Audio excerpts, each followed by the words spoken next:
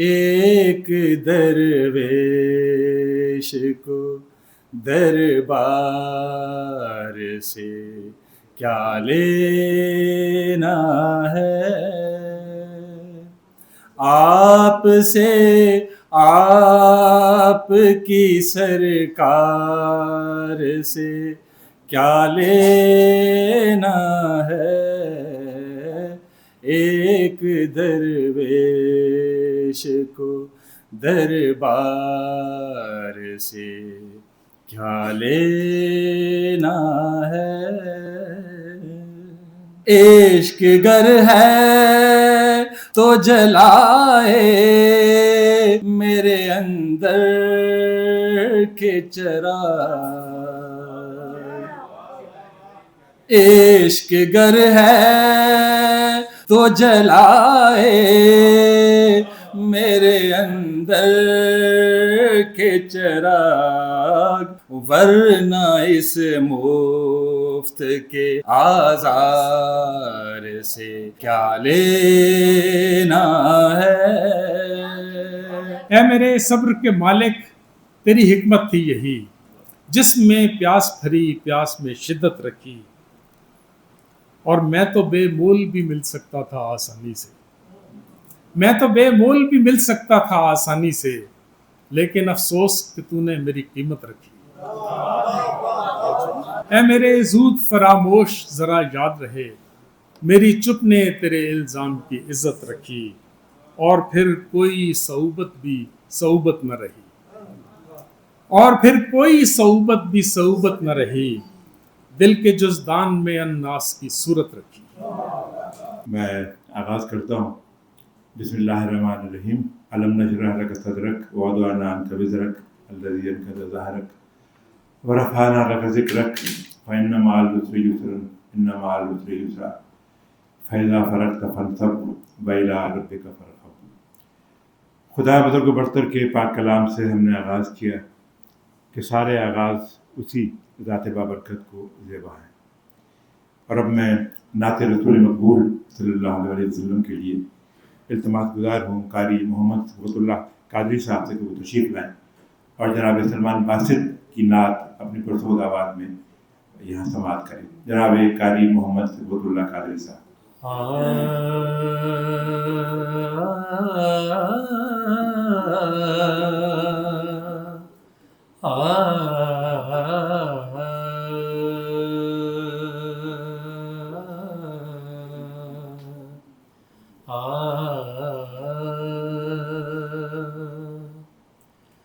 اب کہ میں روضۂ سرکار سے ہو آیا ہوں، اب کہ میں روضۂ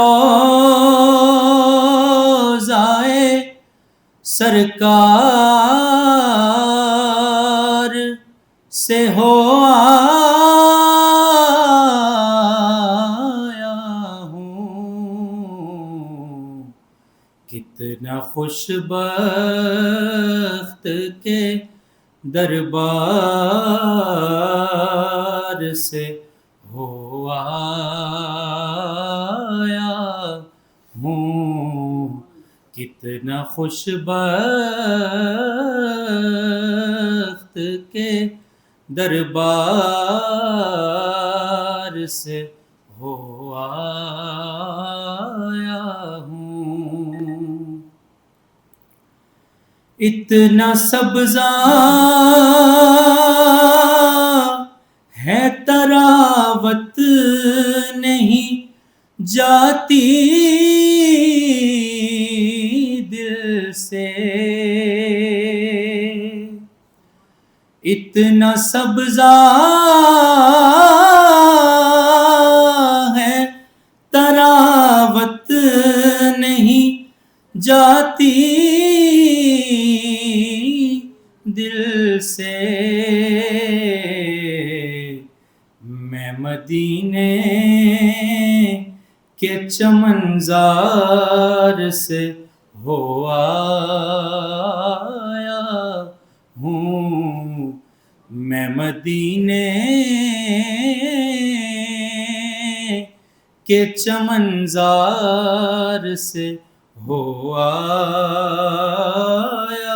ہوں، اب کوئی ایک بھی منظر نہ جچے آنکھوں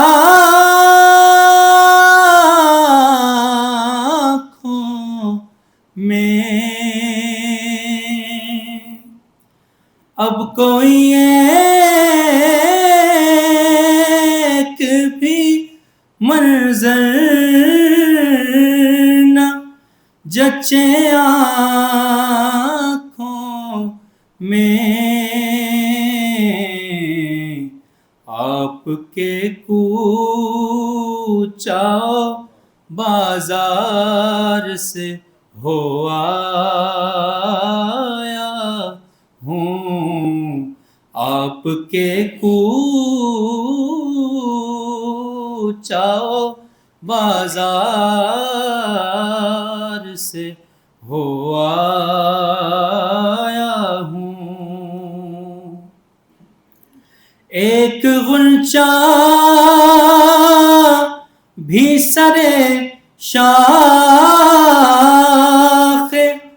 تکلم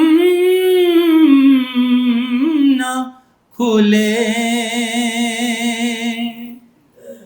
ایک غنچہ بھی سرے شاخ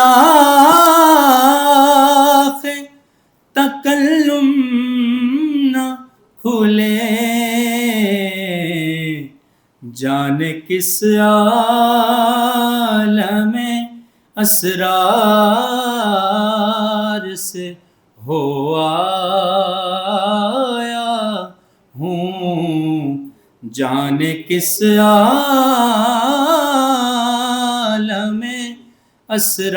اسرار سے ہو آیا ہوں، کاسائے چشم مناظر سے بھرا ہے باسط، کاسائے چشم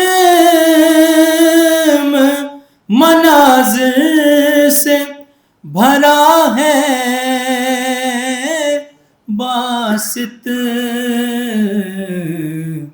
جب سے میں کری آئے انوار سے ہو آیا ہوں، جب سے میں کری آئے انوار سے ہو آیا ہوں، اب کہ میں روضائے سرکار سے ہو آیا ہوں، اتنا خوش بخت کے دربار سے ہو آیا ہوں۔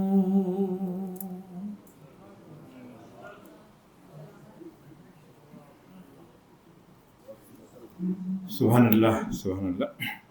اب کہ میں روضہ سرکار سے ہو آیا، جناب سلمان باسط کی نعت آپ نے سماعت کی جناب قاری محمد صبغت اللہ قادری صاحب کی خوبصورت آواز میں۔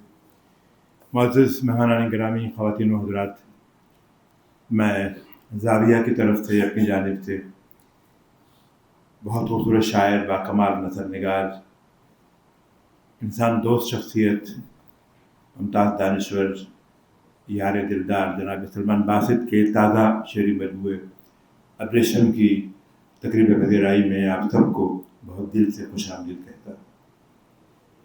ہمارا اعزاز، ہمارا افتخار کہ آج کی اس تقریب کی صدارت افتخار اردو جناب افتخار عارف صاحب فرما رہے ہیں، اور اس تقریب کے مہمان خصوصی اردو غزل کے، اردو شعر کے بہت बाकमाल और मुमताज़ शायर जनाब हलीम कुरैशी आज की इस तकरीब के मेहमान ख़ुसूसी हैं, मैं उन्हें भी बहुत दिल से खुशामदीद कहता हूँ।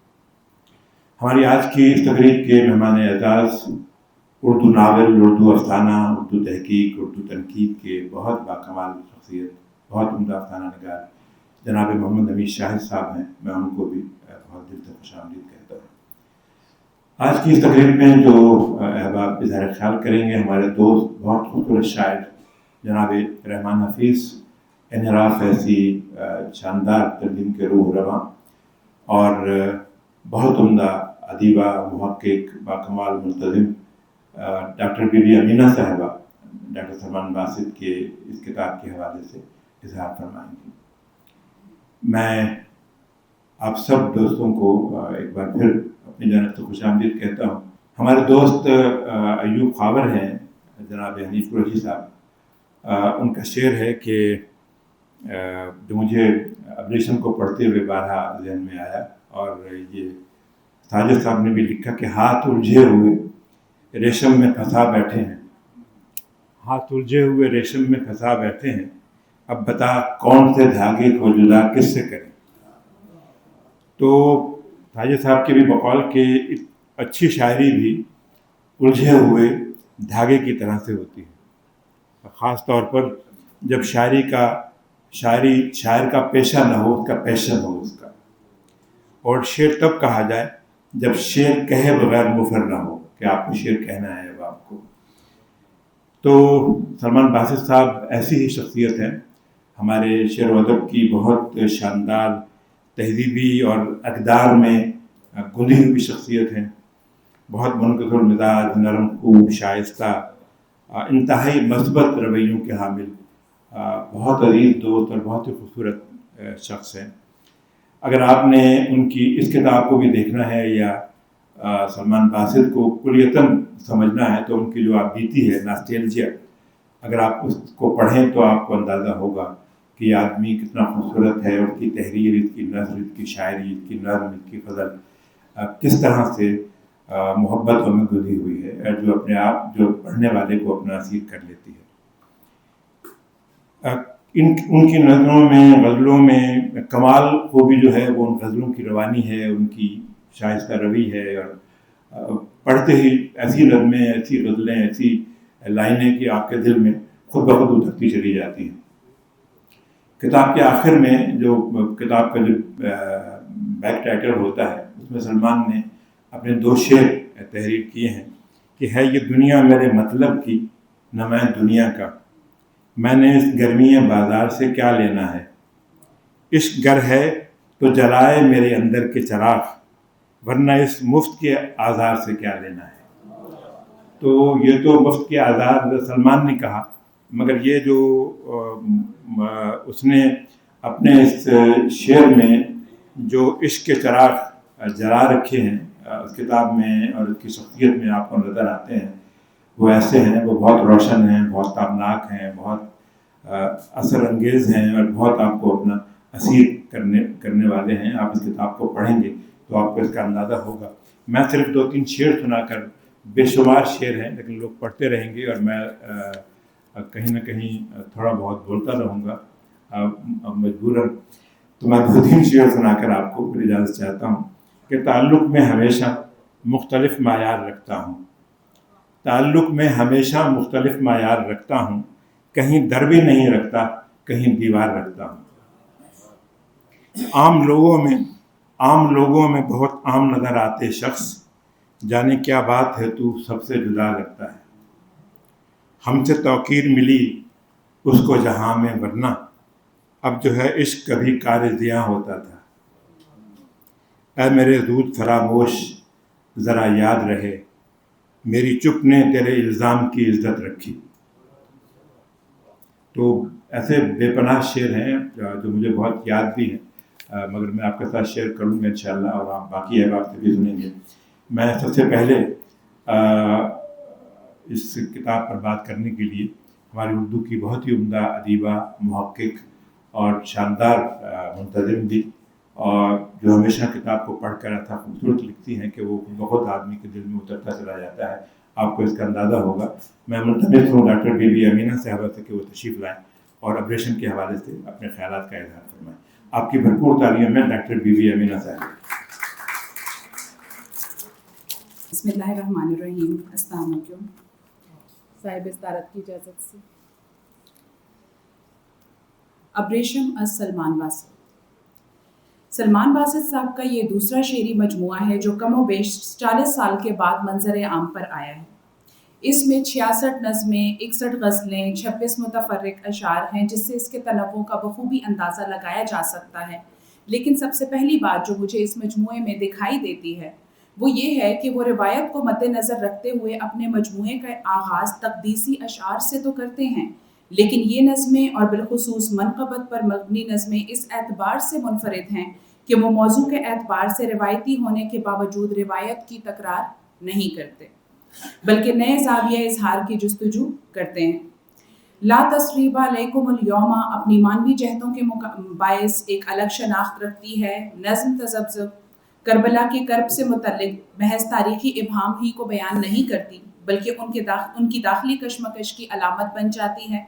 محمد صلی اللہ علیہ وآلہ وسلم کا آخری خطبہ اپنے فکری تناظر میں گہرا تاثر چھوڑتی ہے، اگرچہ وہ اعتراف کرتے ہیں کہ یہ اسلم انصاری صاحب کی تمام دکھ ہے سے متاثر ہو کر کہی گئی ہے، لیکن مانوی اعتبار سے اس کا اینٹی تھیسس ہے.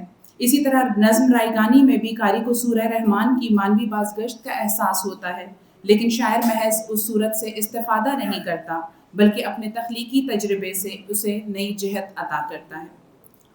سلمان باسط نے اپنے اس مجموعے کا نام ابریشم رکھا ہے اور وہ اس کے سرورق سے بھی میل کھاتا ہے. ابریشم کی خاصیت یہ ہے کہ وہ اپنی نرمی، نفاست اور نازکی سے پہچانا جاتا ہے. سلمان باسط کی شاعری بھی ایسی ہی ہے. اس میں چیخ نہیں، سرگوشی ہے، خطابت نہیں، مکالمہ ہے، شور نہیں، ایک دھیمی آنچ ہے جو آہستہ آہستہ قاری کے اندر اترتی چلی جاتی ہے. اس مجموعے کا عنوان محض ایک نام نہیں بلکہ ان کی شعری کائنات کی کلید ہے. ایک ہی شعر کئی سمتوں میں کھلتا ہے اور پھر کھلتا ہی چلا جاتا ہے، اور منظر نگاری بھی اس حد تک مؤثر ہے کہ قاری محض مناظر کا مشاہدہ ہی نہیں کرتا بلکہ اس میں شریک ہوتا ہے. ابریشم کا سب سے نمایاں موضوع وقت اور اس سے جڑی یادیں ہیں. یادیں سلمان باسط کے وجود کا ایک زندہ اور متحرک حصہ ہیں جو کسی جامد تصویر کی طرح محفوظ نہیں رہتی بلکہ سانس لیتی ہیں، بولتی ہیں اور وقتاً فوقتاً حال میں واپس آ کر زندگی کو نئے معنی عطا کرتی ہیں. ان کے استاد ہو یا دوست، گلیاں ہو یا موسم، چہرے ہو یا آوازیں، شاعر ان سب کو اس محبت سے اپنے لفظوں میں ڈھالتے ہیں کہ ان کا نوسٹیلجیا محض ذاتی تجربہ نہیں رہتا بلکہ ایک اجتماعی احساس میں ڈھل جاتا ہے جہاں پڑھنے والا ہر شخص اپنی گمشدہ دنیا کا کوئی نہ کوئی سرا پا لیتا ہے. مثلاً ان کی یہ نظم دیکھیے. آج بھی میں نے یادوں کی الماری کھولی، سامنے والے شیلف میں سب سامان پڑا تھا. سترنگے ریشم کے دھاگے، الجھے سلجھے رشتوں کی رنگین قبائیں، کڑوے اور کسیلے کچھ بے درد رویے، الہڑ سپنے، قسمت کی پتھریلی تختی پر لکھی انمٹ تعبیریں، اور کسی کے ہجر کی گٹھڑی. باہر سب سامان نکالا، جھاڑا پہنچا، پھر رکھ ڈالا آنکھ میں جگنو جب چمکیں گے، پلکوں پر تارے دمکیں گے، یہ الماری تب کھولوں گا. ہم دیکھتے ہیں کہ ابریشم انسانی رویوں کی تلخی اور شیرینی دونوں کو بڑی دیانتداری سے پیش کرتی ہے. درون ذات میں پنپنے والی خاموش کیفیات ہوں، محبت کی لطیف ساعتیں ہوں یا زندگی کے پیچیدہ جذبات، شاعر ان سب کو غیر معمولی حساسیت کے ساتھ اپنے الفاظ عطا کرتے ہیں، اور اسی کے ساتھ ان کی شاعری صرف ذاتی احساسات تک محدود نہیں رہتی بلکہ اس میں واضح سماجی اور عصری شعور بھی دکھائی دیتا ہے. اشعار دیکھیے. مسند پہ فقط شخص نیا بیٹھ گیا ہے، دستار بھی پوشاک بھی خلت بھی وہی ہے. یہ دنیا چند لوگوں کی، زمانہ چند لوگوں کا، یہاں سب کے وسائل پر ہے قبضہ چند لوگوں کا. یہ سب کردار سب کٹ پتلیاں پردے سے آگے ہیں، پس پردہ ہے یہ سارا تماشا چند لوگوں کا. پھر ہم دیکھتے ہیں کہ عشق بھی ان کے مجموعے کا ایک نمایاں موضوع ہے. फराक, चश्मे नम, दीदारे यार और ज़ख्म ताज़ा जैसे इस्तिआरों में मोहब्बत की तकालीफ पूरी शिद्दत से जलवागर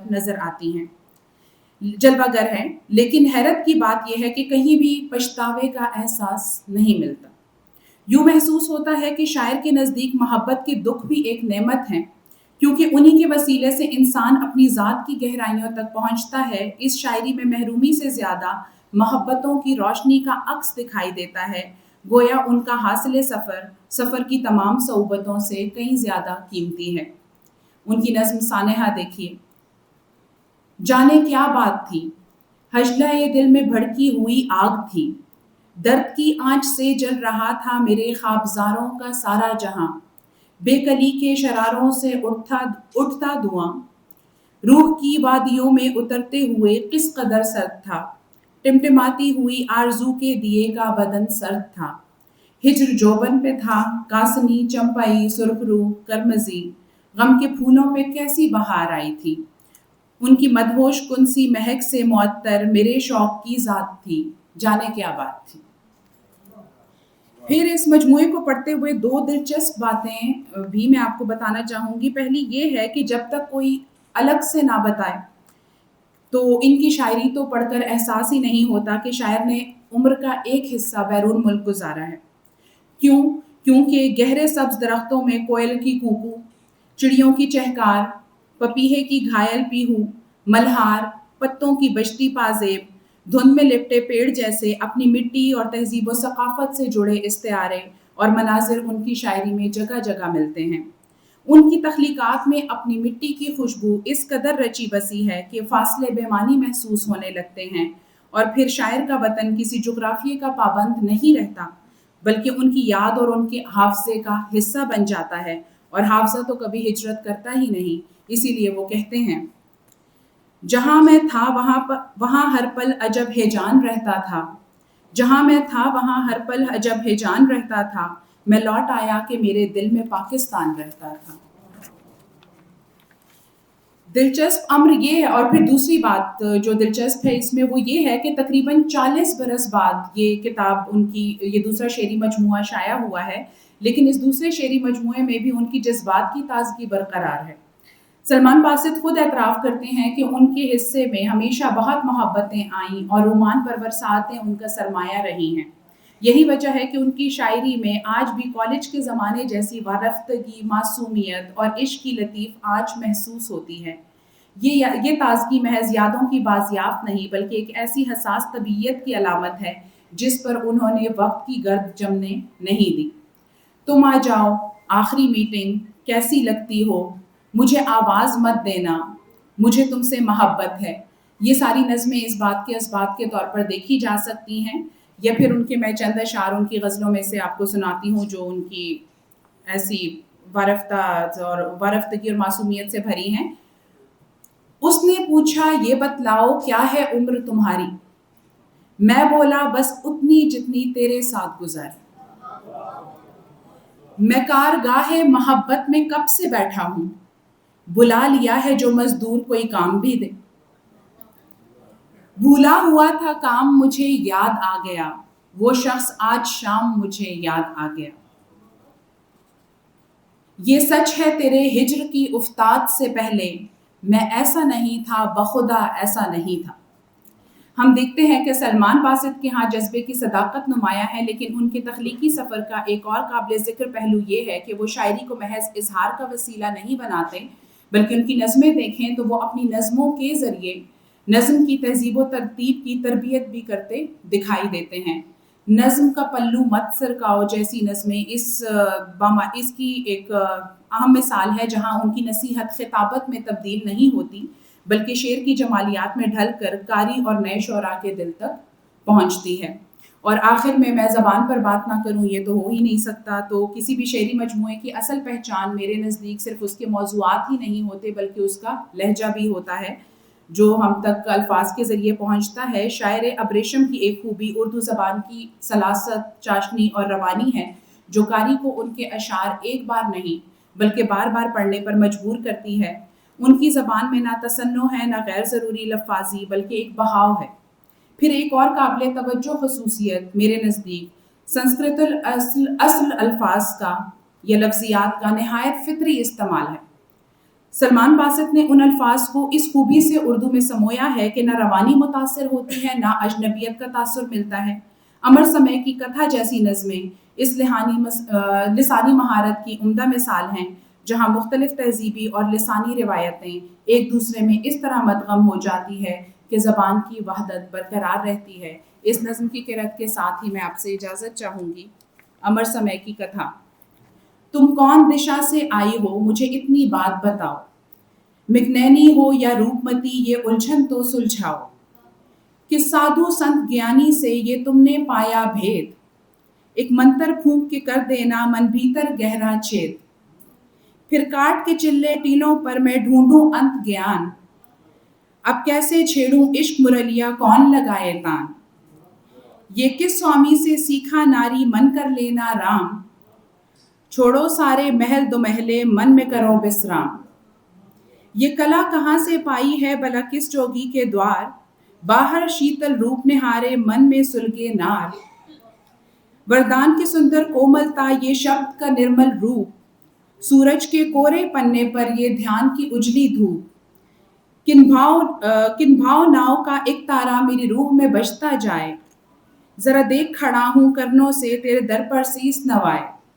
किस वस्ल के भाग में लिखे थे, किस रुत में फूल खिले, किन जन्मों का संजोग था, किस युग में आन मिले। बहुत शुक्रिया।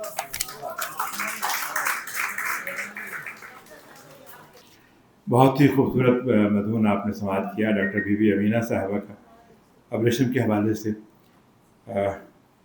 ख़वातीन हज़रात, जब वो फरमा रही थी कि सलमान बासित की शायरी में जज्बात की ताजगी का और रूमान परवर साहतों का और इश्क की लतीफ़ आँच का और मासूमियत का, और फिर वो शेर जब फ़ायद अमीर साहब उन्होंने पढ़ा कि उसने पूछा ये बतलाओ क्या है उम्र तुम्हारी, मैं बोला बस इतनी जितनी तेरे साथ गुजारी।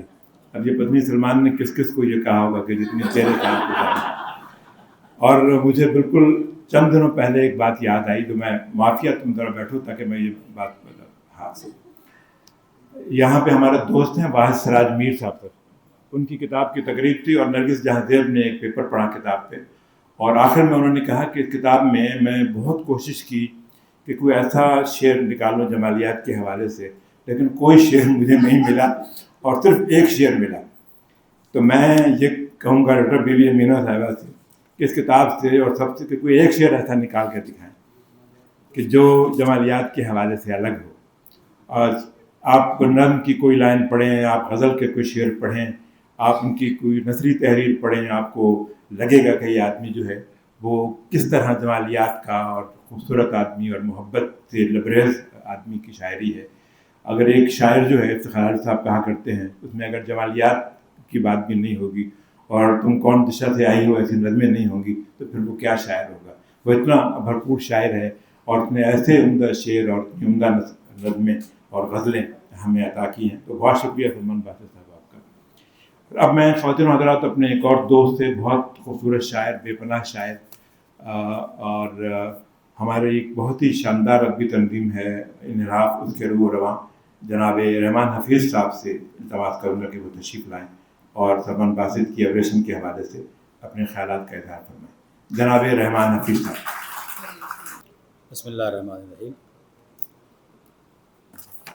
अहबाब गिरामी, एक बात तो तय हो गई है आप सब की मौजूदगी से और इस शानदार प्रेसिडेंट को देखते हुए कि सलमान बासित साहब के अच्छा शायर होने की गवाही देना कोई ज़रूरी नहीं।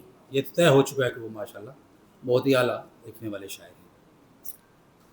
और दूसरी बात जो डॉक्टर साहबा ने अपने मज़मून में कर दी कि उनके यहाँ मज़ामीन और दीगर कई एतबार से जो तनव्वुर है वो भी उनकी शायरी का एक खासा है। तो मेरा जो मज़मून है वो एक्चुअली एक तफ़हीमी काविश है कि इनकी शायरी का एक जो ज़्यादा अहम हिस्सा है उसके ऊपर उसके मुताले के दौरान जो तासुर मुझ पर तारी हुआ मैं वो आपकी खिदमत में पेश करता हूँ। आप सबकी इजाज़त से। سلمان باسط کی شاعری پڑھ کر ہر صاحب ذوق قاری کو لطف، تشفی اور مسرت کا احساس ہوتا ہے۔ بلا شبہ نظم اور غزل دونوں میدانوں میں انہوں نے بہت عمدہ تخلیقات پیش کی ہیں۔ اگرچہ ایسی تخلیقات ہمیں اور بھی بہت سے معاصر شعراء کے یہاں پڑھنے کو مل جاتی ہیں، لیکن سلمان باسط کی شاعری پڑھ کر یہ اندازہ ہوتا ہے کہ وہ قدر مختلف یا کسی قدر انوکھی سی ہے۔ مختصر ترین لفظوں میں بیان کیا جائے تو ان کی شاعری کے امتیازات میں بنیادی قدر اشتراک یہی ہے کہ وہ ہماری حقیقی زندگی کے قریب تر ہیں، جبکہ ہماری بیشتر شاعری مجاز کی رعایت سے زیادہ تر آوارہ مزاجی کا شکار ہو جاتی ہے۔ اگر نظم کو سامنے رکھیں تو اس کی تخلیق میں سلمان باسط 80 اور 90 کی دہائی کے مقبول ٹرینڈ یعنی معمہ نگاری سے بظاہر دور رہے ہیں۔ ان کی نظم بوجھنے کے لیے نہیں بلکہ نارمل انداز میں پڑھ کر لطف لینے اور عملی زندگی میں اس سے استفادہ کرنے کے لیے ہے۔ وہ غیر منطقی تجرید سے بھی سوچا سمجھا فاصلہ رکھتے ہیں، تاہم ابہام کی تکنیک کا استعمال حسب ضرورت کر ہی لیتے ہیں، جس سے ان کی شاعری میں ایک گنا گہرائی اور قدر وسعت کا سا احساس پیدا ہو جاتا ہے۔ غزل کی بات کی جائے تو وہ کلاسیکی در و بست کے ایک حد تک ہی قائل ہیں۔ ان کے ہاں بڑی شاعری کا التباس پیدا کرنے کے لیے مکفہ اور مسجع مصرے دکھائی نہیں دیتے، نہ ہی ان کے ہاں بھاری بھرکم الفاظ پر مشتمل دوہری اور تیرھی تراکیبی اضافت ملتی ہیں۔ وہ 70 کی دہائی کی لسانی توڑ پھوڑ اور 80 کی دہائی کے ملی اور تلمیحی رومانس سے بھی دامن بچا کے نکلے ہیں۔ دوسری جانب سلمان باسط نے جین زی کی تخلیق کردہ تعجل اور رد عمل کی شاعری سے بھی فاصلہ رکھنا تھا۔ گویا جن اصولوں کی بنیاد پر انہوں نے غزل اور نظم کی عمارت کھڑی کی وہ انطباق میں کوئی آسان نہیں تھے۔ پھر یہ جسارت ہمارے یہاں انتقادی قبولیت کے لیے مروج معیارات سے بھی ہٹ کے تھی۔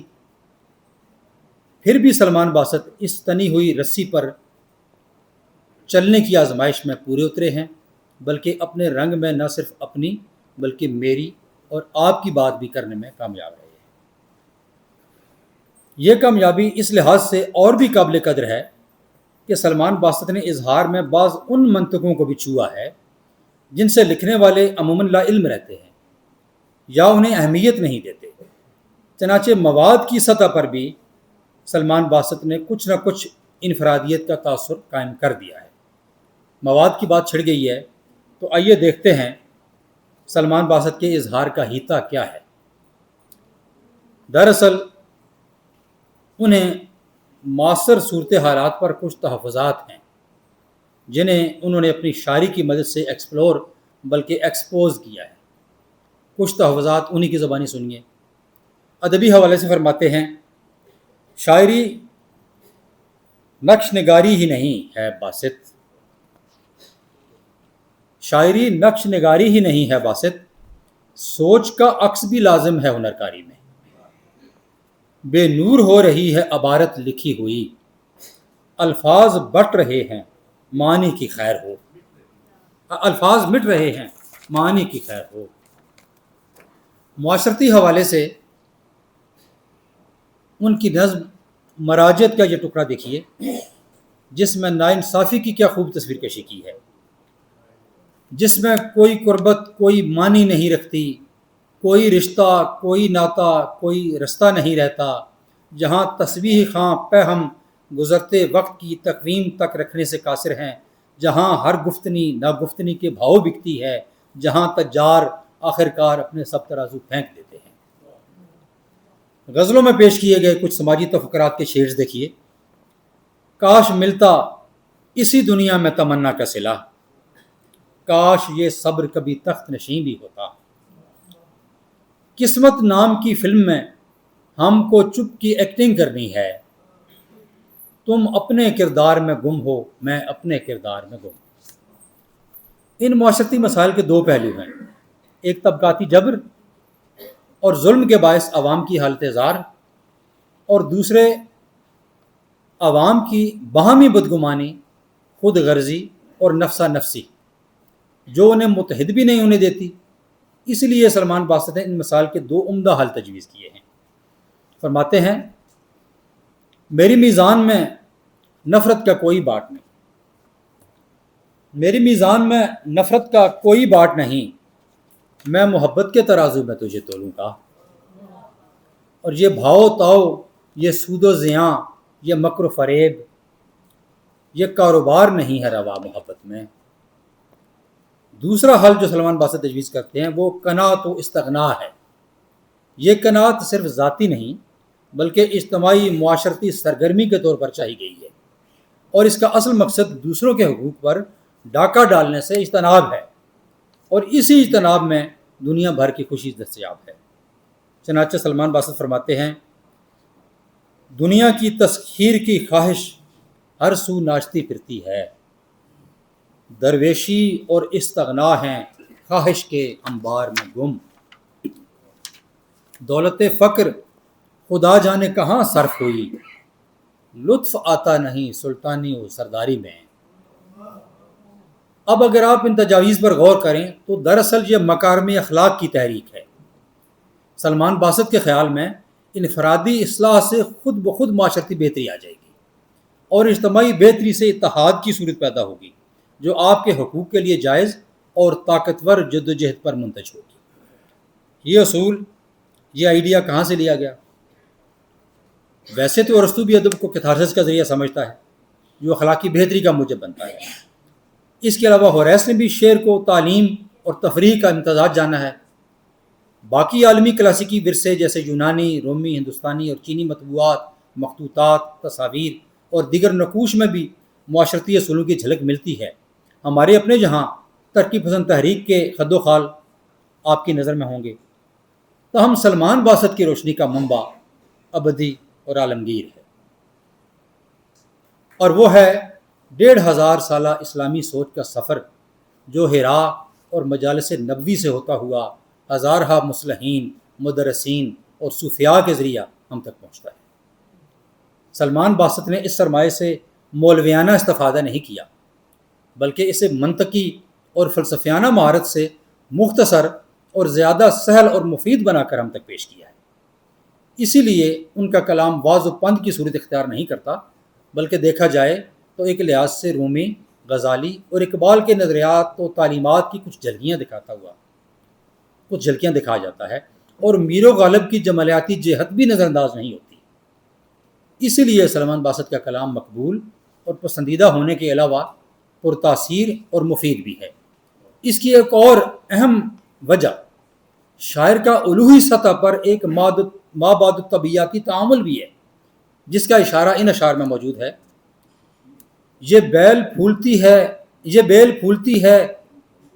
پھولتی پھلتی ہے صد عمر کے ساتھ، یہ بیل پھولتی پھلتی ہے صد عمر کے ساتھ، تیری تمنا میرے ساتھ ہی بڑی ہوئی ہے، اور ہمارے باطن میں خاموشی راج کر رہی ہے، ہمارے باطن میں خاموشی راج کر رہی ہے، جو اس خاموشی میں گونجتا ہے وہ شور تم ہو۔ سلمان باسط منتہائے خیر سے اس ربط کو عشق کے ذریعے برقرار رکھتے ہیں اور استغنا کے ذریعے مضبوط بناتے ہیں۔ شاعر کے خیال میں عشق کا معیار ہی یہ ماورائی تعلق قائم کرتا ہے، چنانچہ وہ کہتے ہیں عشق اگر ہے تو جلائے میرے اندر کے چراغ، ورنہ اس مفت کے آزار سے کیا لینا ہے۔ اور ان کے استغنا کا اظہار اس شعر میں دیکھیے، دل تیرے تصرف میں ہے جہاں تیری امام ہے، حق تھا بھی کوئی خود پہ اگر بھول گیا ہوں۔ اور احباب، ایک اور اہم نقطہ، عشق کا یہ تعلق حقیقی ہے، کوئی خیالی یا مجازی نہیں، اور اس کا ثبوت یہ شعر ہے، میرا خدا بھی مجھے آج تک نہیں بھولا، مجھے بھی ایک تسلی کہ اس کے دھیان میں ہوں۔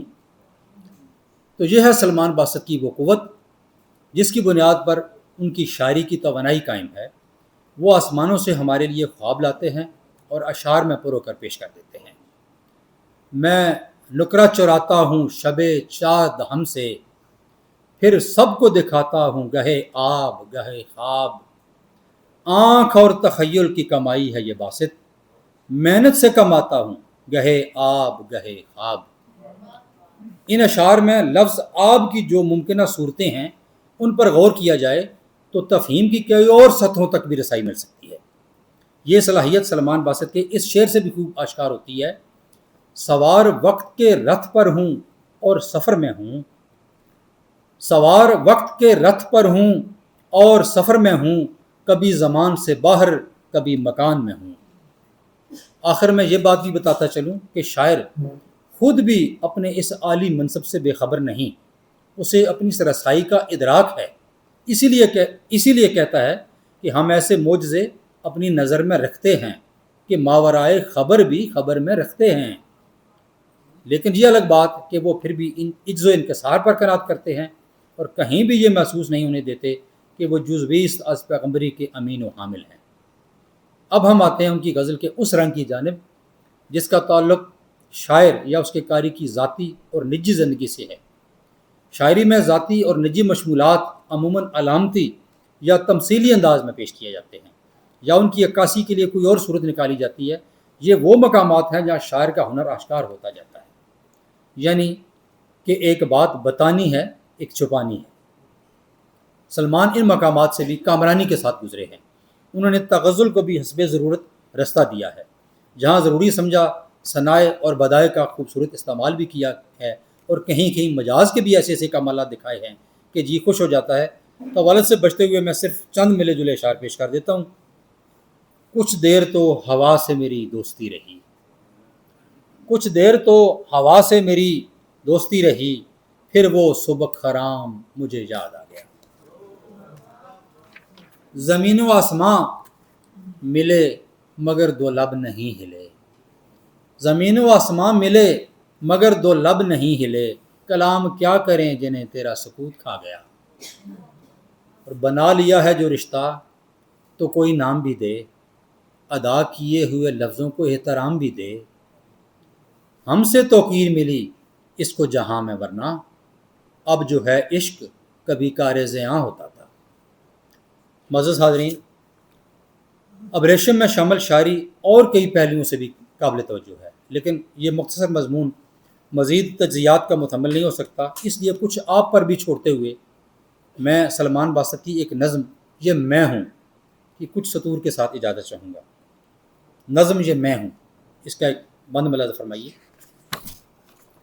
جو ایک ہفتے سے سرد برفیلی شال اڑے، اداسیوں میں گھلے ہوئے بادلوں کی بے چاپ آہٹوں میں، شفق کے رنگوں میں خود کو کیموفلاج کرتا، بسنتی چولی کی اوٹ میں شاخ دل پہ اگتے گلاب کی زردیاں چھپائے، کٹور بے مہر دھوپ کی یخ بستگی میں ٹھٹھرا، تمہارے آنگن میں آ بسا ہے، تمہیں خبر ہے کہ یہ دسمبر نہیں ہے، میں ہوں۔ بہت شکریہ۔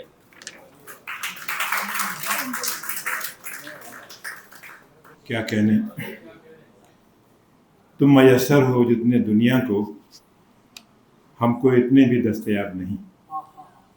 سلمان باسط کا شعر ہے، اور رحمان حفیظ نے بہت ہی شاندار مضمون یہاں ہمیں سنایا، جس نہایت عمدہ طریق سے انہوں نے ابریشم کا جائزہ لیا۔ میں سمجھتا ہوں کہ یہ بہت ہی کمال ہے، اور یہ انہی کا حصہ ہے کہ انہوں نے ابریشم کے تمام موضوعات کو اپنے مضمون میں سمیٹنے کی پوری کوشش کی۔ بہت شکریہ جناب رحمان حفیظ صاحب۔ اور اس سے پہلے کہ ہم خواتین و حضرات اسٹیج کی طرف آئیں، میں اپنے ایک دوست اور جو پورے پروگرام کو ریکارڈ کر رہے ہیں ہمارے دوست اظہر حجازی صاحب، HDN TV کا نہایت شکریہ ادا کرتا ہوں کہ وہ ہمیشہ ہماری ادبی تقاریب کو پوری طرح سے اس کا ریکارڈ رکھتے ہیں اور ریکارڈ کرتے ہیں اس کو، کہ وہ تشریف لائیں اور سلمان باسط کے 2 سے 3 شعر ہمیں اپنی خوبصورت آواز میں سنائیں۔ جناب اظہر حجازی صاحب، آپ کی بڑی تعلیم ہے۔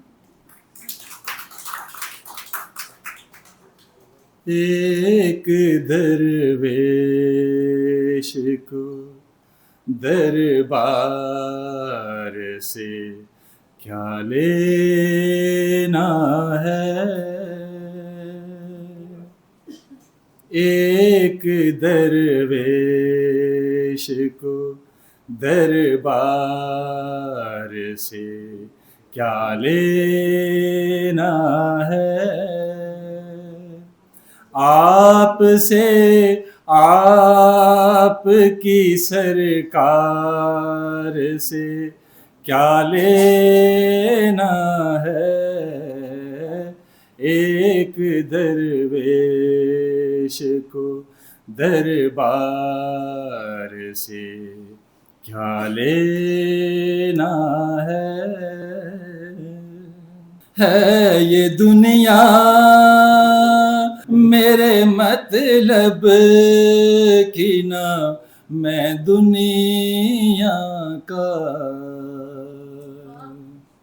ہے یہ دنیا میرے مطلب کی نہ میں دنیا کا میں نے اس گرمی بازار سے کیا لینا ہے آپ سے آپ کی سرکار سے کیا لینا ہے ایک درویش کو دربار سے کیا لینا ہے عشق گر ہے تو جلائے میرے اندر کے چراغ عشق گر ہے تو جلائے میرے اندر کے چراغ ورنہ اس مفت کے آزار سے کیا لینا ہے آپ سے آپ کی سرکار سے کیا لینا ہے ایک درویش کو دربار سے کیا لینا ہے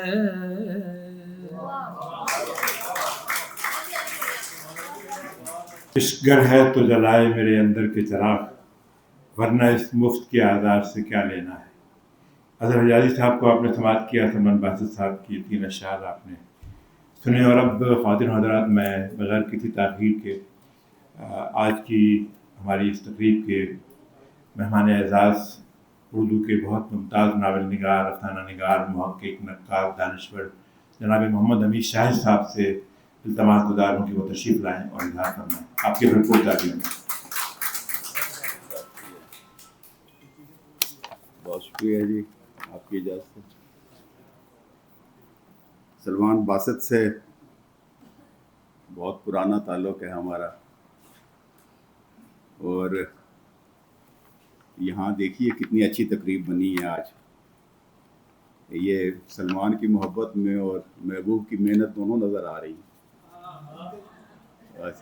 اور کتنی اچھے یہ دونوں چیزیں یکجا ہوئی ہیں کہ لطف آ گیا ہے۔ ابھی گزشتہ دنوں ایک تقریب ہوئی تھی، آپ دیکھیں وہاں کتنے لوگ تھے، اور آج دیکھیے کتنے لوگ۔ آپ سب کا بہت شکریہ، آپ لوگ ایک اچھی شاعری سے محبت کرنے والے ہیں۔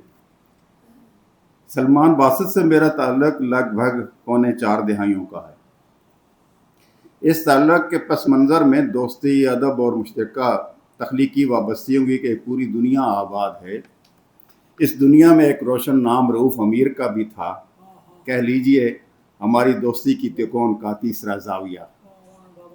ہر قدم پر امیر اس طرح ٹھہرنا، سوچنا کس لیے، وقت چھلنی ہے اور اس میں پانی نہ پن، ہم سفر بات سن۔ ہمیں تھام تھام کر اپنی بات سنانے والے رؤوف امیر ہماری یادوں کا حصہ ہو گئے، اور ان کی یاد آج بھی ان تعلقات میں نہ صرف خوشبو کی طرح موجود ہے، ہمارے تعلق کو جہتیں اور معنویت میں وسعت کا وسیلہ بھی ہے۔ وقت گزرتا رہا ہے، فاصلے بڑھتے اور کم ہوتے رہے ہیں، مگر اس وسیلے کے بعد سلمان باسط کی شخصیت کے اپنے اوصاف بھی اپنا انفرادی رنگ جماتے رہے ہیں۔ شائستگی، متانت اور ایسی نرم خوئی ان کے مزاج کا بنیادی حوالہ ہیں، اور انہی رنگوں سے ان کی رسدار شخصیت بنی ہے۔ مجھے یاد ہے جب ان کی شاعری کی پہلی بار تعارف ہوا تو جھیل میں کنکر سامنے آئی تھی۔ یہ ایک ایسی کتاب جس میں 2 بھائیوں نے تخلیقی شرکت کی تھی، اور دوسرے بھائی بھی آج ملاقات ہوئی ہے بڑے دنوں کے بعد، وہ بھی اس تقریب میں موجود ہیں۔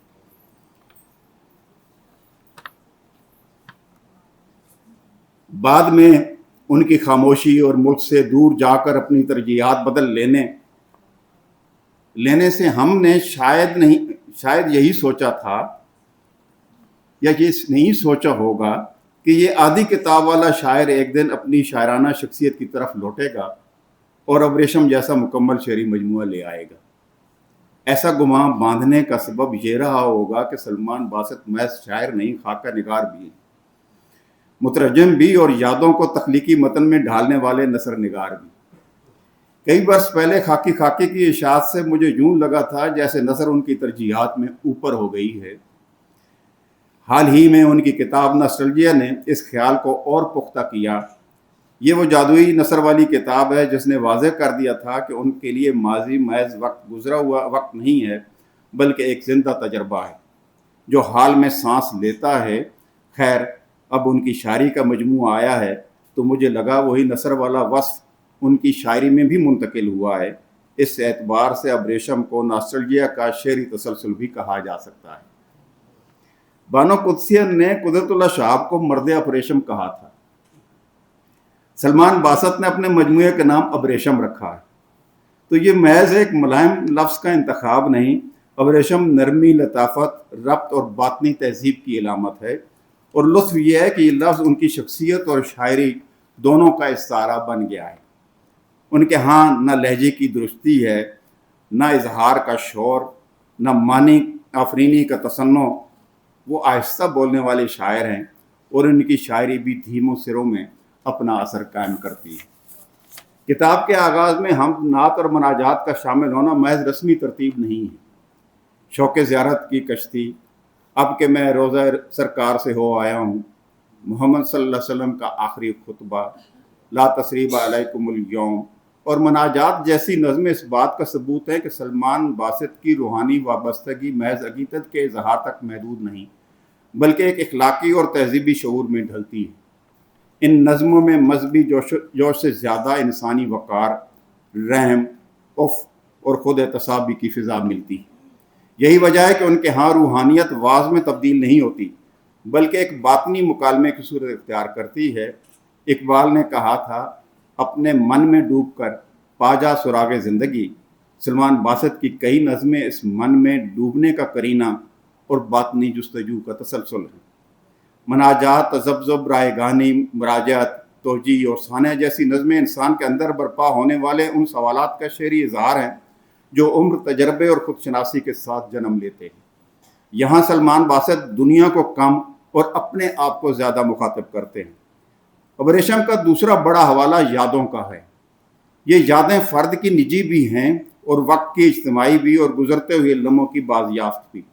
پھر اس کے بعد کا عرصہ، آخری میٹنگ، کبھی لیکچر تھیٹر میں، ناسٹلجیا، مہربان لمحوں کے نام ایک نظم، اور ہم وہی لوگ ہیں جیسی نظمیں اس تجربے کو مختلف زاویوں سے برتتی ہیں۔ یہاں ماضی ایک کھوئی ہوئی جنت نہیں، بلکہ انسانی شناخت کا حصہ ہے۔ اس یاد میں حسرت سے زیادہ تفکر ہے۔ وہ گزری ہوئی چیزوں پر لوہا نہیں کرتے، بلکہ ان کے معنوں کو دریافت کرتے۔ فطرت ابریشم کا ایک اور نمایاں حوالہ ہے۔ ساون موڑ مہار، مری کے راستے پر، سیر، زمستاں کے نام ایک نظم، اور چتنار جیسی نظموں میں فطرت محض منظر نگاری نہیں، بلکہ داخلی کیفیت کی توسیع بن جاتی ہے۔ سبزہ، بارش، دھند، پہاڑ، چیڑ، شاداب، پیڑ، پرندوں کی آوازیں اور بدلتے موسم کے احساسات کے ساتھ ایک حیاتیاتی رشتہ قائم کرتے ہیں۔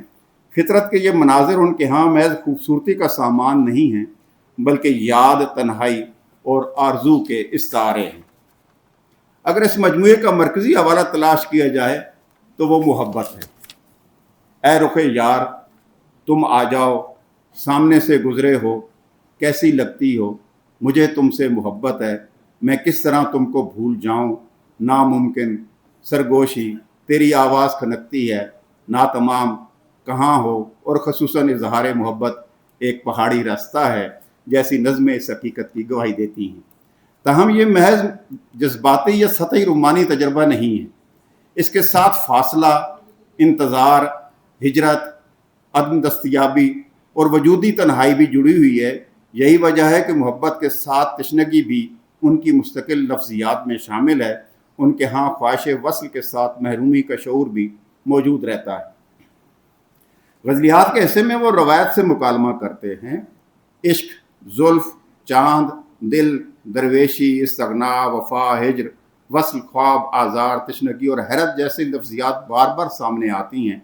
दिलचस्प बात यह है कि ये तमाम लफ्ज़ उर्दू गज़ल की क्लासिकी रवायत से आए हैं, मगर शायर इन्हें अपने तख्लीकी और फ़िक्री तजर्बे से जोड़ देता है। इनकी गज़ल में एक महज़ब दाखिलियत है। उनके यहाँ खुद नुमाई नहीं, खुद आगाही है। वो मोहब्बत को बाज़ार, सूदो ज़ियाँ और लेन देन के मुकाबले में एक इखलाकी कदर के तौर पर देखते हैं। दरवेशी और इस्तगना की लफ्ज़ियात भी इसी फ़िक्री रवैये का हिस्सा हैं। सलमान बासित मुश्किल पसंदी के कायल नहीं, वो इलामत को मुहम्मा नहीं बनाते और इस तारे को धुंधलाते नहीं हैं। उनके यहाँ सादगी है मगर सादा लोही नहीं, रवानी है मगर सतहियत नहीं, और जज्बा है मगर जज्बातियत नहीं। यही वस्फ़ उन्हें उन शायरों से अलग करता है जो पेचीदगी को शायरी का लाजमी जुज़्व समझते हैं। 44 बरस के वक्फे के बाद सामने आने वाली ये किताब महज एक शेरी मजमूआ नहीं है, बल्कि एक ऐसी तख्लीकी सफ़र की बाज़याफ्त है जिसमें शायरी ने सलमान बासित को गाहे गाहे छेड़ कर अपनी तरफ मुतवज्जो किया है, कभी चुटकी से, कभी ठीक ठाक ठहोके से। और वाक़या यह है कि बाज़ औक़ात शायरी खामोश नहीं रह सकती, लिहाजा शायर को उकसाती है कि उठो, मुझे लिखो। अब रेशम ऐसी ही शायरी पर मुश्तमिल है। ताहम यह किताब बताती है कि नरम लहजे की तासीर गहरी और देरपा होती है और धीमी आवाज़ें भी दूर तक सुनी जाती हैं, इस बाज़गश की तरह जो पहाड़ों के दरमियान गूंजती है और मोहब्बत के इजहार जैसी, जिसे सलमान बासित ने पहाड़ी रास्ता से तशबीह दी है। बहुत शुक्रिया।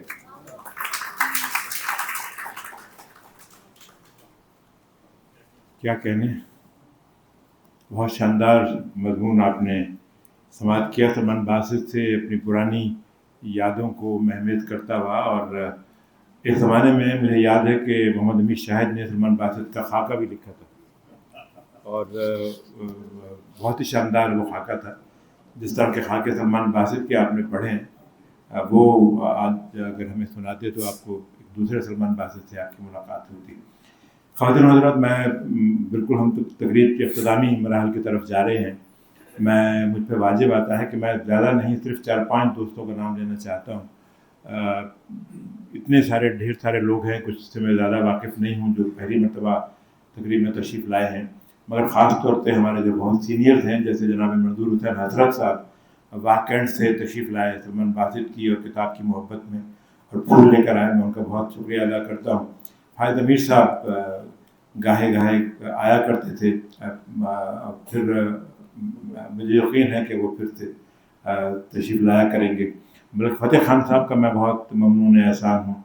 जनाब अयूब अलवी साहब, शुक्र है कि वो भी हमें तकरीब में किसी में नज़र आए हैं और मुझे यकीन है कि वो अपनी एक वाज़ेह और एक अलग शनाख्त रखते हैं। बहुत ही बड़ी तालीमी शख्सियत है हमारे इस शहर की, हमारा एजाज़ है, उनको मैं खुशामदीद कहता हूँ।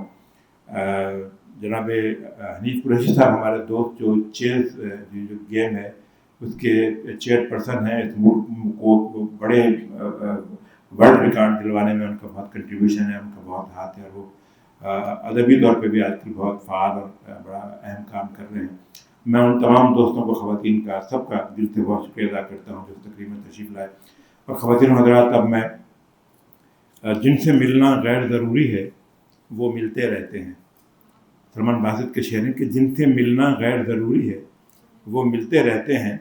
जलती धूप में ठंडक जैसे लोग हैं कि संसार में गुम।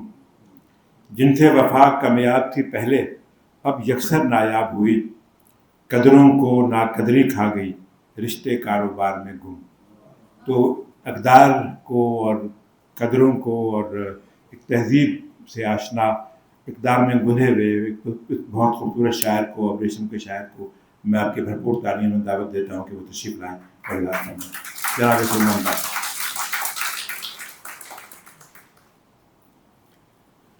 بسم اللہ الرحمن الرحیم. محترم المقام جناب افتخار عارف، جناب حلیم قریشی صاحب، محمد حمید شاہد صاحب، محبوب رحمان حفیظ صاحب، ڈاکٹر بی بی امینہ، اور اس تقریب میں تشریف لانے والے تمام محترم خواتین و حضرات، آپ سب کا پہلے تو مجھ پہ شکریہ واجب ہے کہ اس بھرے ہوئے ہال میں نے میری جس قدر عزت افزائی کی ہے. آپ نے یہاں پہ تشریف لا کر، باہر جھلستی ہوئی دھوپ ہے، گرمی ہے، اور اس کے باوجود آپ یہاں پہ چوک در چوک تشریف لائے. میرے لیے یہ بہت عزت کی بات ہے اور میں نے اسے لوہے دل پہ رقم کر لیا.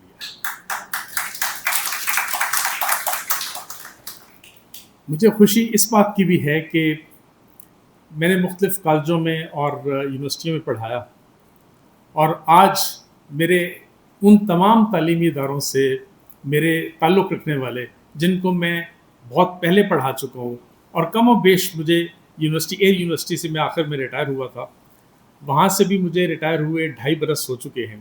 وہاں سے بھی، پرانے کالجوں سے بھی، اور پہلی یونیورسٹیوں سے بھی جہاں میں نے پڑھایا، وہاں سے تعلق رکھنے والے میرے بہت سے طالب علم یہاں پہ موجود ہیں. اور میرے لیے یہ اتنی خوشی اور اتنے اعزاز کا مقام ہے کہ میں بتا نہیں سکتا، میں اپنی خوشی کا اظہار نہیں کر سکتا. ایک استاد کے لیے سب سے بڑا ریوارڈ یہ ہوتا ہے.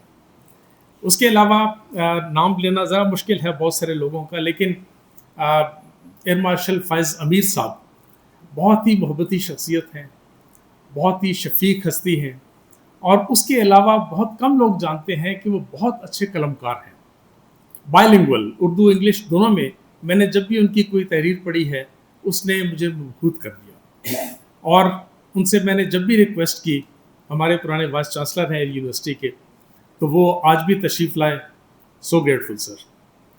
اور اس کے علاوہ ایک یونیورسٹی کی فیکلٹی سے تعلق رکھنے والے مختلف احباب جو ہیں، ڈاکٹر فضانہ مسرور یہاں پہ موجود ہیں، ڈاکٹر عظمیٰ مسرور ہیں یہاں پہ ہیں، اور میرے اور کئی کولیگس یہاں پہ ہیں. میں ان سب کا، ڈاکٹر حمیرہ فراز ہیں، آپ سب کا شکر گزار ہوں بہت زیادہ.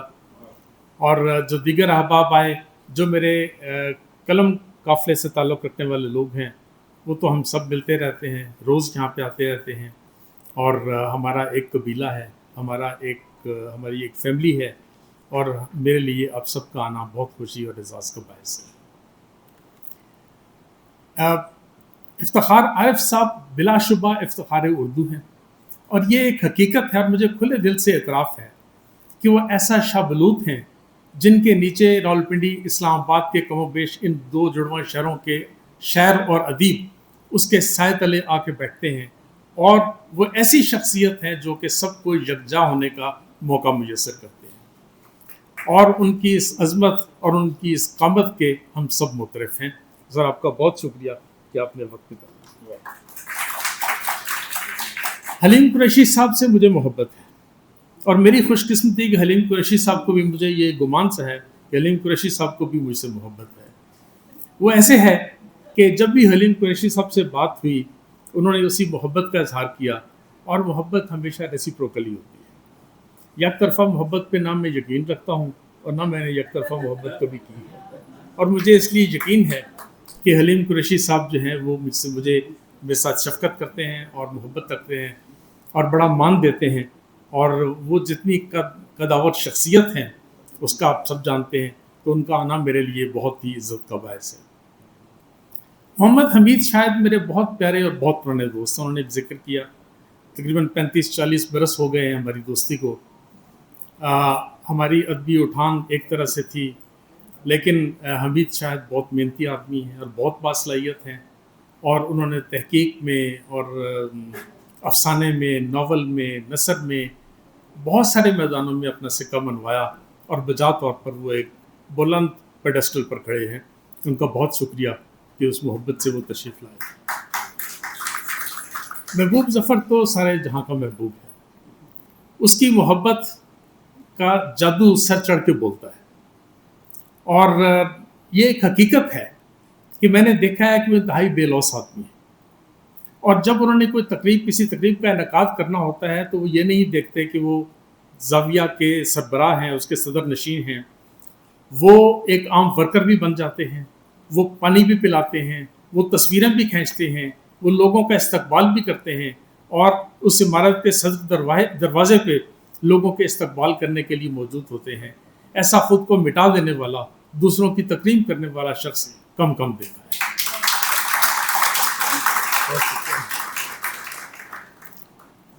رحمان حفیظ صاحب بہت خوبصورت شاعر ہیں، میرے پسندیدہ شعراء میں سے ہیں۔ ان کی بھی ایک بہت بڑی خوبی ہے کہ وہ ہمیشہ دوستوں کو کرسی پہ بٹھا کے خود پیچھے کھڑے ہو جاتے ہیں، دوستوں کو عزت دیتے ہیں، دوسروں کو تکریم دیتے ہیں، اور خود اپنے آپ کو مٹانے کی کوشش کرتے ہیں، حالانکہ وہ ایک ایسی انمٹ سیاہی سے لکھا ہوا نام ہے جو کبھی مٹ نہیں سکتا، اور بہت خوبصورت شاعر ہے۔ ڈاکٹر بی بی امینہ، انہوں نے ہمیشہ جب بھی میں نے ان کا مضمون سنا، مجھے انہوں نے ہمیشہ متاثر کیا، اپنے تحقیقی انداز میں اور سلاست اور روانی کے ساتھ اور روان نثر میں اور بڑی برجستگی کے ساتھ، اور موضوع اشعار اور موضوع نظمیں ان کے ٹکڑے کوٹ کر کے، اور اس کو ان تمام حوالوں کو جو کہ بظاہر لوگوں کی نظروں سے پوشیدہ ہوتے ہیں ان کو اجاگر کرنا اتنا معمولی کام نہیں ہے۔ میں ان کے لیے بہت زیادہ ان کا شکر گزار ہوں، بہت بہت شکریہ۔ چند باتیں صرف اس کتاب یہ شاعری کے حوالے سے، ایک چیز جیسے پہلے حمید شاہد نے جس کا ذکر کیا تھا، 1981 کی بات ہے کہ میں گورنمنٹ کالج لاہور میں ایم اے انگلش کے لیے نیا داخل ہوا تھا۔ میرے بڑے بھائی جو آج جناب عثمان خاور یہاں پہ اس تقریب میں موجود ہیں، وہ اس وقت ایئر فورس میں فلائٹ لیفٹیننٹ تھے۔ تو میں نے جب شاعری شروع کی تھی، اور یہ شاعری میں نے ڈسکور کی کہ میں ایک شاعر ہوں، وہ اصل میں ان کے تتبع میں شروع کی۔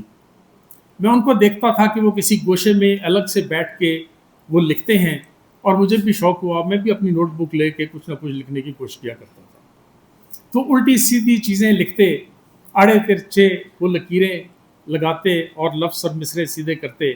ایک دن اندازہ ہو گیا کہ شاید میں بھی کچھ کہہ سکتا ہوں۔ تو پھر جب میں کالج میں پہنچا اور ان کے پاس زیادہ مواد تھا، لیکن ان کی شفقت کہ انہوں نے کہا کہ نصف حصہ ان کا ہوگا اور نصف حصہ اس کتاب کا میرا ہوگا۔ اختر گل صاحب جانتے ہیں، ان کے بڑے پرانے دوست ہیں۔ تو 1981 میں ہماری پہلی کتاب جھیل میں کنکر کے نام سے ہمارا شعری مجموعہ آیا۔ سید ضمیر جعفری صاحب نے اور عارف عبد المتین صاحب نے ان کے فلیپ لکھے۔ ضمیر جعفری صاحب نے اپنے مخصوص شگفتہ انداز میں کہا کہ اس کو دیوان نہیں بلکہ دیوان خانہ کہنا چاہیے، کیونکہ یہ دو بھائیوں کا مشترکہ مجموعہ ہے۔ تو اس طرح وہ ہمارا پہلا تعارف تھا، اور اس کے بعد پھر طویل عرصہ گزرا، پھر نثر کی طرف میں چلا گیا، خاکے لکھتا رہا، اپنی آبیتی لکھی، تراجم کیے، لیکن شاعری کا مجموعہ لانے سے جانے میں کیوں ہچکچاتا رہا، کہیں ایسا نہ ہو جائے، کہیں ایسا نہ ہو جائے۔ تو اور یہ بھی خیال آتا تھا کہ جہاں پہ ہر برس اتنے بڑے بڑے اچھے اور بڑے وقی شعری مجموعے آ رہے ہیں، میں ایک عام سا شعری مجموعہ لے بھی آؤں گا تو کون سا کمال کر لوں گا۔ لیکن پھر بہت دوستوں کا اصرار تھا، اور خاص طور پہ میری جو ناشر ہیں یاسر پبلیکیشنز کی محترمہ فاطمہ شیروانی لاہور میں ہیں، ان کے اصرار پر یہ مجموعہ آیا، ورنہ شاید ابھی بھی میں تساہل سے کام لے رہا ہوتا۔ تو اس کے بعد یہ مجموعہ آیا۔ میں ایک چھوٹی سی بات اپنے نظریہ شعر کے حوالے سے ضرور کہنا چاہتا ہوں کہ میرے خیال میں آدمی کو وہی کچھ کہنا چاہیے جو اس کے اندر موجود ہے۔ اگر سیاست میرا مسئلہ نہیں ہے تو میں سیاست کے بارے میں بات نہیں کروں گا، اگر معیشت میرا ایشو نہیں ہے تو میں اس پہ بات نہیں کرنا چاہتا، چونکہ وہ میری واردات نہیں ہے، اگر محبت میرا مسئلہ ہے تو میں محبت کے بارے میں ہی بات کروں گا۔ اور رومان کو میں نے وسیع تر تناظر میں برتا ہے، اور میرے خیال میں رومان اتنا عامیانہ موضوع نہیں ہے جتنا ہم اسے گردانتے ہیں، اس کے بغیر تو بات بنتی ہی نہیں ہے۔ لیکن بات صرف اتنی ہوتی ہے کہ آپ کو برتنے کا سلیقہ آنا چاہیے۔ میں دعویٰ نہیں کر رہا، مجھے ہرگز دعویٰ نہیں کہ میں نے کوئی بہت بڑا کام کیا ہے۔ میں نے جو بھی لکھا ہے وہ تب لکھا ہے جب میرے لیے لکھنا مجبوری بن گئی، جب مجھے اس سے مفر نہیں تھا، میرے لیے لکھنے کے سوا اور کوئی چارہ نہیں تھا۔ ہمارے اکثر آج کل کے دوستوں کی طرح شاعری اور ادب میرا بھی کوئی پیشہ نہیں ہے، ہم بھی شوق سے لکھتے ہیں، اور ہمارے لیے وہ ایک ایسی کھڑکی ہے جو ہمیں تازہ ہوا اندر لانے کا باعث بنتی ہے، تو ہم اس دریچے کو کھلا رکھتے ہیں۔ تو اسی وجہ سے میں جو سمجھتا ہوں، اور میں سمجھتا ہوں کہ اس کے بعد میری جو سوچ ہے، جو میرے مضامین ہیں، وہ خود پیرایہ اظہار کا انتخاب کرتے ہیں کہ کس کو نظم میں ڈھلنا ہے اور کسے شعر میں آنا ہے اور کسے نثر کا پیرہن جو ہے وہ لینا ہے۔ تو ان تمام چیزوں کے ساتھ آہستہ آہستہ بہرحال جو کچھ بھی ہے، اور اب آپ نے بڑی محبت سے میرے بارے میں جو کچھ کہا، وہ شاید اس میں میرا کمال کم ہے، ان کا کمال زیادہ ہے، تو ان سب کے لیے میں شکر گزار ہوں، اور آپ سب کا بارے دیگر شکریہ۔ آپ سب لوگ تشریف لائے، میں ہال بھرا ہوا ہے، میں سب کے نام نہیں لے سکا، میرا جی چاہ رہا ہے کہ میں سب کے نام لوں، لیکن آدھا گھنٹہ کم از کم نام لینے میں گزر جائے گا، تو سب کا بہت بہت شکریہ۔ ایک غزل اور ایک نظم آپ کی خدمت میں پیش کر رہا ہوں، آپ کی اجازت سے۔ اہل دل نے بھی عجب اپنی طریقت رکھی، اہل دل نے بھی عجب اپنی طریقت رکھی، عشق ایجاد کیا ہجر کی بدعت رکھی، اہل دل نے بھی عجب اپنی طریقت رکھی، عشق ایجاد کیا ہجر کی بدعت رکھی، اے میرے صبر کے مالک تیری حکمت تھی یہی، اے میرے صبر کے مالک تیری حکمت تھی یہی، جسم میں پیاس بھری پیاس میں شدت رکھی، اے میرے صبر کے مالک تیری حکمت تھی یہی، جسم میں پیاس بھری پیاس میں شدت رکھی، اور میں تو بے مول بھی مل سکتا تھا آسانی سے، میں تو بے مول بھی مل سکتا تھا آسانی سے، لیکن افسوس کہ تو نے میری قیمت رکھی، میں تو بہت شکریہ، میں تو بے مول بھی مل سکتا تھا آسانی سے، لیکن افسوس کہ تو نے میری قیمت رکھی، اور اے میرے زود فراموش ذرا یاد رہے، اے میرے زود فراموش ذرا یاد رہے، میری چپ نے تیرے الزام کی عزت رکھی، اے میرے زود فراموش ذرا یاد رہے، میری چپ نے تیرے الزام کی عزت رکھی، اور پھر کوئی صعوبت بھی صعوبت نہ رہی، اور پھر کوئی صعوبت بھی صعوبت نہ رہی، دل کے جزدان میں الناس کی صورت رکھی، اسے بس ایک ہی ضد ہے، میں اس کی ذات سے منسوب اپنے سب خیالوں کا کوئی پیکر تراشوں اور اس کے سامنے رکھ دوں، اسے بس ایک ہی ضد ہے، میں اس کی ذات سے منسوب اپنے سب خیالوں کا کوئی پیکر تراشوں اور اس کے سامنے رکھ دوں، اسے بتلاؤں میں اس سے مجھے کتنی محبت ہے، اسے کیسے بتاؤں میں، اسے کیسے بتاؤں میں، زمیں سے آسمان تک اس محیط بے کراں کو اپنی مٹھی میں جکڑنا میرے بس میں ہی نہیں ہے، میرے سر پر چمکتے مہرباں سورج کی کرنوں کا کوئی بھی گوشوارہ بن نہیں سکتا، زمین کی گود میں کتنے سمندر ہیں، کناروں پر نمیدہ ریت کے ذرات ہیں، میں ان کو ایک عددی دسترس میں کس طرح کر لوں، بھلا میں لامکاں کی وسعتوں کو اس مقام میں کس طرح لاؤں، جو قدرت نے ہمیشہ ان کہا رکھا ہے اس کو کس طرح کہہ دوں، کہ تتلی کو پکڑ لینے کا، خوشبو کو جکڑ لینے کا فن مجھ کو نہیں آتا،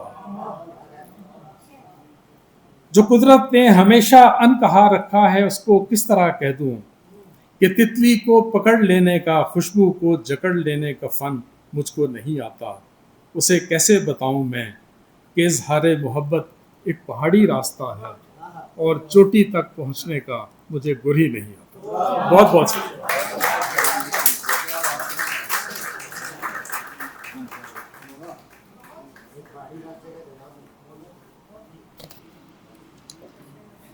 خواتین حضرات، آپ نے جناب سلمان باسط کو سماعت کیا۔ سلمان باسط نے اپنا تصور شاعری بھی ہمیں بتایا اور یہ بتایا اور کہا بھی کہ آدمی کو وہی کچھ کہنا چاہیے جو اس کے اندر موجود ہوتا ہے، اور اندر اس کے کتنی وافر محبت ہے اس کا آپ کو اندازہ اس کے شعر سے، لوگوں کے جو مضامین تھے ان سے، اس کی تحریروں سے، اس کی نظموں سے، اس کی غزلوں سے آپ کو یقیناً ہو گیا ہوگا۔ میں سمجھتا ہوں کہ وہ انتہائی واقعتاً ہمارا دوست ہے اور مجھ پہ بہت پراؤڈ محسوس کرتے ہیں، بہت نستعلیق شخصیت ہے، بہت ہی نایاب آدمی ہے۔ اس خرابے میں نہایت مثبت رویوں کا حامل اگر کوئی شخص آپ کو نظر آتا ہے، آپ کے قرب و جوار میں بہت کم لوگ ایسے ہوتے ہیں جیسے سلمان باسط ہے۔ تو بہت شکریہ آپ تینوں حضرات، ہم آج کی تقریب کے مہمان خصوصی، ہماری اردو غزل کے بہت منفرد، بہت باکمال شاعر، ان کے میں 2 شعر سنا کر آپ کو ان سے التماس کروں گا۔ ان کا ایک تازہ شعر ہے کہ اس نے تو بال کھول کر دوشے ہوا پہ رکھ دیے، اس نے تو بال کھول کر دوشے ہوا پہ رکھ دیے، روکے ہوئے ہے سانس کیوں، جانے ہوا کو کیا ہوا۔ اور ان کا ایک شعر جو مجھے بہت پسند ہے کہ وہ مجھے یاد تو کرتا ہے مگر یوں جیسے، وہ مجھے یاد تو کرتا ہے مگر یوں جیسے گھر کا دروازہ کسی رات کھلا رہ جائے۔ آپ کے بھرپور تالیوں میں جناب حلیم قریشی صاحب سے اعتماد کر رہے ہیں۔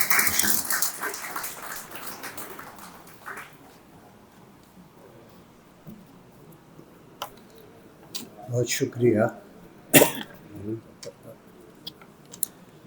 جناب افتخارہ جناب محمد حمید شاہد اور صاحب کتاب جناب سلمان باسط اور زاویہ کے روح رواں محبوب ظفر، یقیناً وہ سب کے محبوب ہیں اور یہ ساری رونقیں جو ہیں، بلکہ میں تو کہوں گا کہ اکادمی ادبیات اور لنگوسٹک اتھارٹی کی جو رونقیں ہیں وہ محبوب ظفر کی وجہ سے قائم ہیں، اور اس کا میں ان کا بہت شکریہ ادا کرتا ہوں۔ سب سے پہلے مجھے مبارکباد دینی ہے، میں تو اب مجھ سے پہلے بہت ہی مستند اور بڑے ذہین جو نقاد تھے انہوں نے ابریشم کا پورا احاطہ کیا، اس کا تجزیاتی مطالعہ پیش کیا، اور میں تو سنتا ہوں، میں تو تبرکن آیا ہوں، ایک محبت ہے۔ سلمان باسط صاحب کے ساتھ ایک حاضری لگوانی تھی، لیکن اس حاضری میں بھی چونکہ میں بھی ایک شاعر ہوں، کچھ نہ کچھ تو مجھے بھی کہنا ہی پڑے گا، لہٰذا وہ میں ایک کاغذ پہ 5-7 مہینے لکھ کے لے آیا ہوں، وہ میں پیش کر دیتا ہوں۔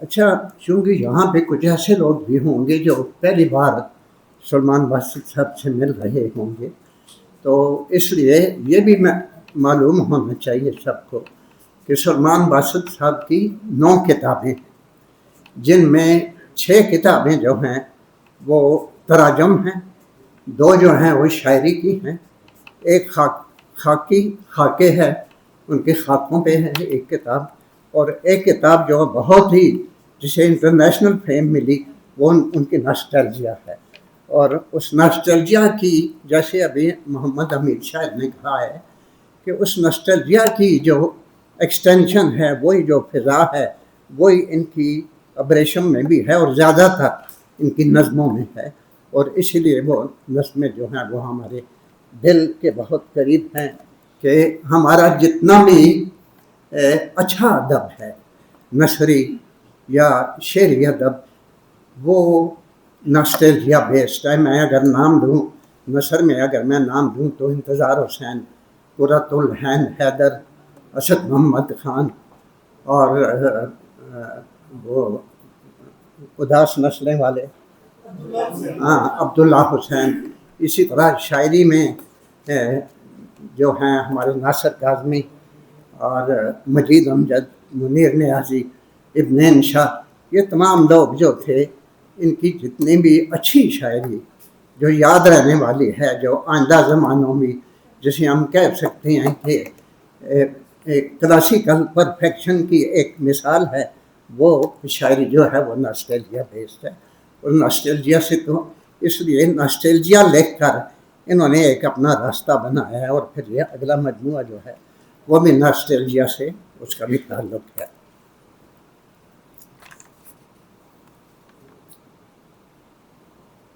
नॉस्टैल्जिया में सलमान बासत ने यादों के दुख खोलते हुए दूसरों के दुख भी टटोले, और किसी भी तख्लीक की ये बड़ी कामयाबी है कि दूसरा उसे अपने लिए लिखा हुआ समझे।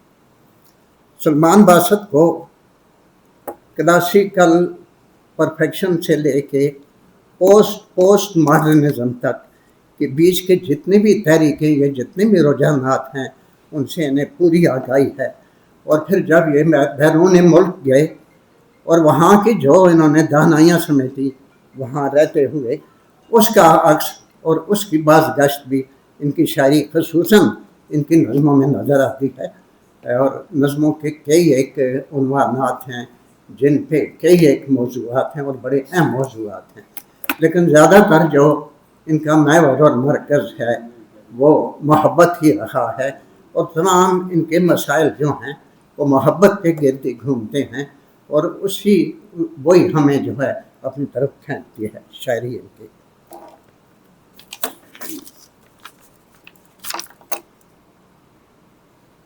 अब रेशम इनका दूसरा शेरी मजमूआ है जो तवील वक्फा के बाद शाया हुआ है। अब रेशम की शायरी का महवर मोहब्बत और रायगानी है। नज़मों का कैनवस बहुत वसी है, एक उदासी और एक रायगानी की फिजा है जो हमें चरके भी लगाती है, मगर हम उसकी उदासी की लज्जत से महरूम भी नहीं होना चाहते। नज़मों में इन दानाइयों का अक्स भी मौजूद है जो उन्होंने बैरूनी मुल्क में क्या में समेटी, अभी मैंने जो बात की थी। गज़लों का जहाँ तक ताल्लुक़ है इनमें बहुत सादगी और रवानी है, और यही सादगी और रवानी उनकी गज़ल का उसलूब है। लफ्ज़ों की खुश आहंग तरतीब, अल्फाज और मुआनी में हम आहंगी, बेपनाह तख्लीकी अबलाग और एक आज़ादाना तख्लीकी अज़हार इनकी गज़ल की पहचान है। गज़लों में उनकी अंदरूनी प्यास, रूहानी कर्ब और शौहरी उलझनों में रचे हुए अशार की बहुत खूबसूरत मिसालें हैं। वो मैंने लिखी हैं, लेकिन कुछ मुझसे पहले वाले लोग सुना कर चले गए। एक और बात जो मैंने महसूस की, मैं नकाद तो नहीं हूँ, गलत भी हो सकता हूँ, लेकिन इनकी शायरी में कहीं कहीं तसव्वुफ़ की ज़ीरी लहर भी जो है वो कभी कभी अपना सर उठाती है। जैसे एक शेर है ये दुनिया मेरे मतलब की न मैं दुनिया का, मैंने इस गर्मी बाज़ार से क्या लेना है। बहुत शुक्रिया, और सलमान बासत के लिए बहुत दुआएं। बहुत शुक्रिया।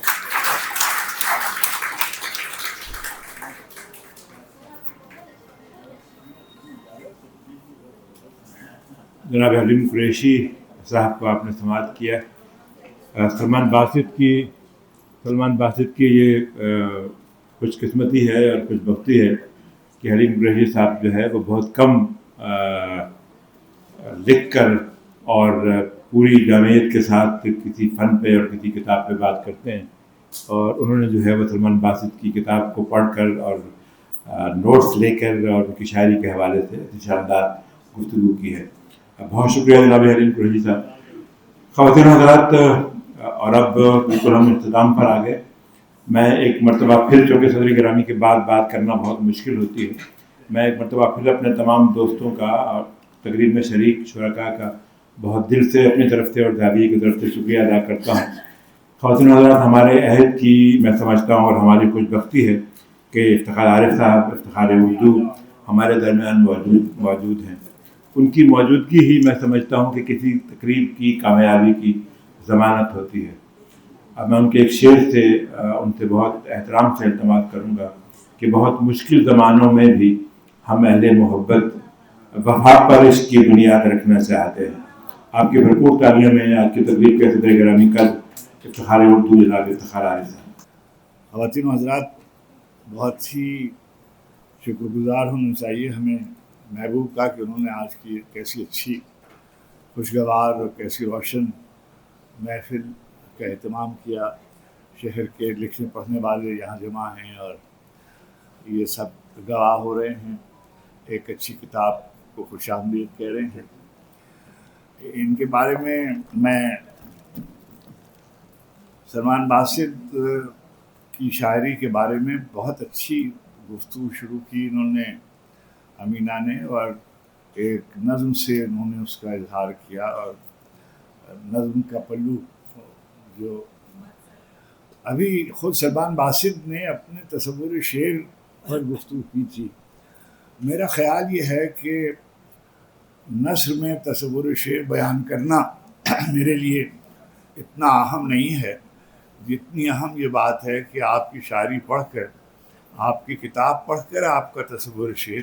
میں نے جب ابریشم کتاب کی صورت میں میرے سامنے آئی تو سب سے پہلے مجھے علامہ کا ایک شعر یاد آیا، ہو حلقہ یاراں تو ریشم کی طرح نرم، رزم حق و باطل ہو تو فولاد ہے مومن، یا مسافر زندگی میں سیرت فولاد پیدا کر، شبستان محبت میں حریر و پرنہ ہو جا.